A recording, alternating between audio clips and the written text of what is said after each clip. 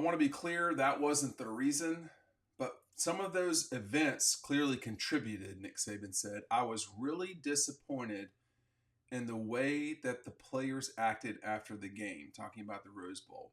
You got to act with class, you got to lose with class, you got to win with class, you got to lose with class. And we had our opportunities to win that game and we didn't do it. And then showing your ass and being frustrated and throwing helmets and doing that stuff, that's not who we are. That's not what we promoted in our program. So I think what Chris Lowe wrote in ESPN, on ESPN, I should say, the other day, is one of the important articles of this offseason, and it's about Nick Saban and how he left Alabama, etc., and to some degree why. I mean, essentially why was he was tired. I mean, he had told Alabama's athletic director Greg Byrne that he had, he's getting tired, and this wasn't going to be, the end of the line was coming sooner than later. And of course, that end of the line was after the Rose Bowl. But I want to focus in on the way that some of the Bama players acted after the Georgia win, because they acted like, what was Nick's word here? Showing your ass. Jermaine Burton definitely showed his ass after the Georgia win. And you could see moving in 2023 when you watched Alabama play. They came as far as I think I've seen a team get to the playoff. I'm not sure in the 40-ish teams that have played in the college football playoff. I don't know if anybody had the improvement that Alabama did at the start of the season to the end. But in that time, there were a lot of red flags. And, that team was probably not going to win the national championship. They'd have had to play amazing to win the national championship against Washington. And, they played amazing against Auburn at the end. They played amazing against Georgia. They weren't going to play amazing 4 games in a row. It just doesn't happen. It doesn't seem. But a lot of the stuff that you saw that Nick's talking about here, showing your ass and being frustrated and throwing your helmets and doing that stuff, that's not, like, that's been building at Alabama. And that when you see that for your team, that's when you know there's problems. I've talked about this a lot, and I was talking about a second ago the Georgia-Bama game in 23. The Georgia-Bama game in 15 in Athens, it was clear to me before the teams played who was going to win that game, and it was not Georgia. Alabama came onto the field. Kirby, Nick, everybody came on the field. And back then, the way that things are structured led one team to run past the other. And for the most part, that was never a problem. Well, that day it was. And it was a problem for the Georgia kids, not the Bama kids.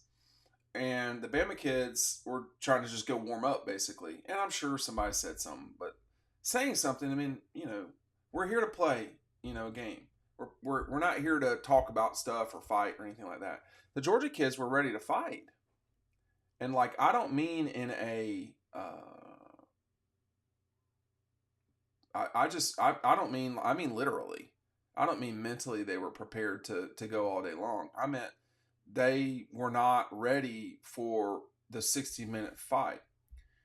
You saw that more and more. That's crept in more and more at Alabama. And I think that's a challenge that's going to be there for Kellen DeBoer from here on out. Is, can you take... I mean, when Georgia lost to Alabama, I was on the field for it, literally. And I don't remember guys,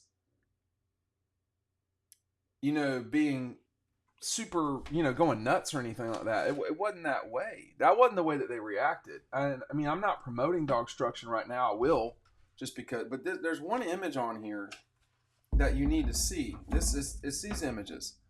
That's what it was after Georgia lost in Alabama and Atlanta before they beat them in Indianapolis. That's not Nakobe Dean throwing a helmet.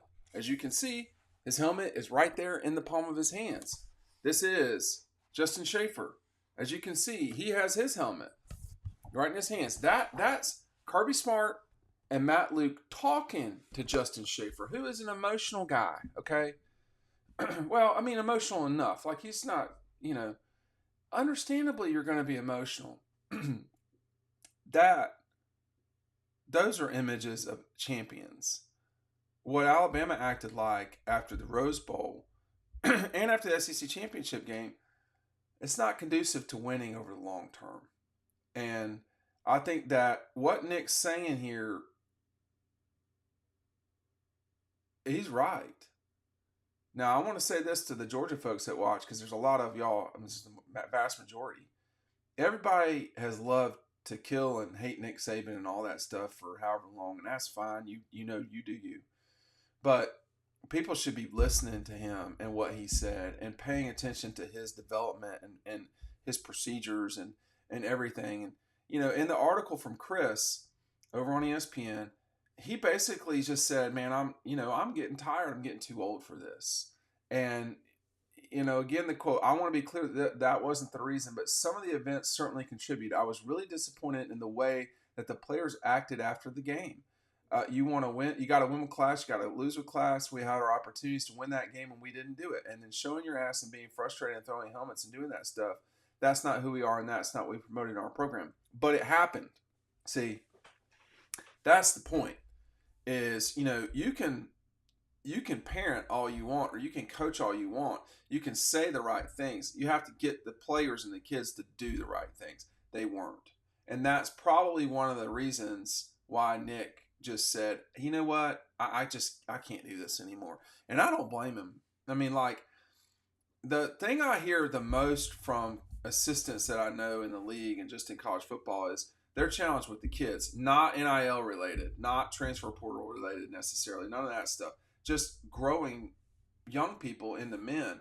That's a real challenge for everybody at that level. And I think we quickly forget what it was like when we were, that age. But Nick has done Nick did an unbelievable job for 17 years of saying, hey, this is what we're doing. This is how we're going to do it. And this is the process by which we are doing that thing. And, this year, that really wasn't, that was harder and harder to find. And it's been harder to find for Bama over these last 3 years. It shows how great talent they've had over this 3-year stretch, that you win the league twice, that you play for the national championship once, that the 1 year that you don't go to the playoff, you have a really good New Year's Six win, a blowout. Yeah, they blew Kansas State out. But you're wondering why Nick retired. It's all these things, but the message isn't getting through like it did. It's just not. And I don't know, I don't know why, but it isn't. Here's another quote from Chris of Nick in this story. He says, we weren't a very good team the first few weeks of the season, but it's a credit to those kids how far they came. I'm not sure that I've had a team improved more over the course of a season. He hasn't at Alabama. I can't speak to Michigan State and LSU, but, he's frustrated. I mean, I think Nick was frustrated. Another quote in the thing is, maybe this doesn't work anymore, that the goals and aspirations are just different, and it's all about how much money I can make as a college player, ? If that's what I don't mean this bad, but if that's what you let your program become, then that's what it will become. I mean, the curious thing about players getting paid to me is that we've had college football for a long time, particularly in the SEC, be filled with cheating, be filled with players getting paid. And now coaches are exhausted that kids are openly asking for money, whereas that was something that happened consistently in the past. Please don't come at me with the no it didn't, or don't come with the no it didn't. That's you sound insane. Secondly, quit saying that the money's changed, not for the really good players necessarily. I mean, and the smaller guys, they're not making $1 million in a year. So it's all relative. So this part for the coaches, they're going to have to move past this. And if you want to dislike college football, you're going to choose any reason to dislike college football. If you dislike it for the portal or for NIL, then, okay. But, players getting paid, that's not new. That's not new.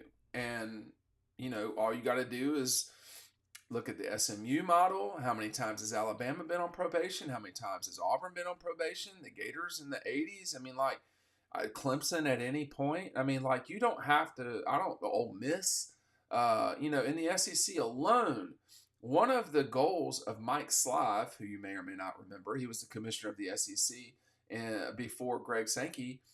I remember being at media days, and one of his goals was to get all the SEC schools off of probation. That didn't happen. Johnny Manziel, Reggie Bush. I mean, so this notion of they're wanting to get paid, everybody's going to have to realize what it is. And it's that these guys work and they need to get paid. It's just what it is. And, things change all the time, and this will change too. Now, the transfer portal is something that the NCAA can control, and they need to choose to control that. But the paying the players, I mean, it's just rich coming from these coaches who are making, I don't know how much Nick made over time at Bama, but close to $100 million, I'm sure. And maybe his annoyance is that we got to lock in 85 different guys. I don't know. Maybe his annoyance isn't the money, but it sounds like it to some degree. I also wonder about the long-term health of coaching in college football. You may see good coaches, Kirby. Dabo is already just disinterested. You can tell. Our guys like Mike Norvell, you've already seen Chip Kelly leave UCLA. I mean, UCLA it's not a premier job. It sounds like a premier job. You've already seen Chip Kelly leave a premier job to go be an assistant. So I get what Nick is saying, but the control of the locker room, that is on the head coach. And if he's disappointed by it, I mean, I don't mean this disrespectfully. Maybe it was time to leave.